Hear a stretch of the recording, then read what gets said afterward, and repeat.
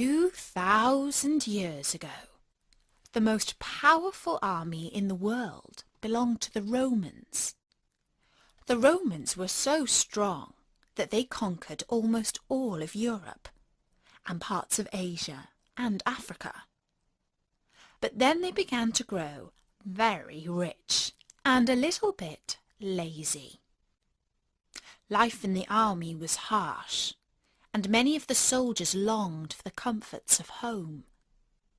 They wanted to get married and set up families. The emperor, whose name was Claudius II, grew worried that his army was growing soft, and so he made a law that no soldier was allowed to get married. By that time, many of the Romans were Christians, and one of their leaders was a bishop called Valentine. He believed that if a man and woman fell in love with each other, they should get married, and so he decided to let soldiers get married in his church, even though now it was against the law.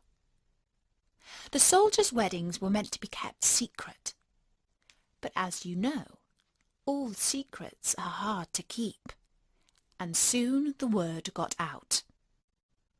Valentine was arrested and brought before the emperor, who demanded that he stopped helping soldiers to marry, and instead that he pray to the gods of Rome. When he refused, the emperor sentenced him to death.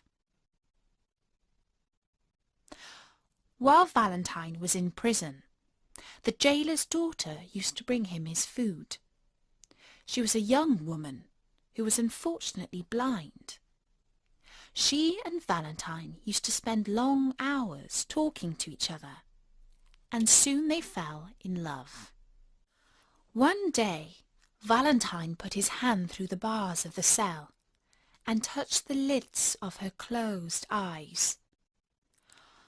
When she opened them again, she could see. It was a miracle.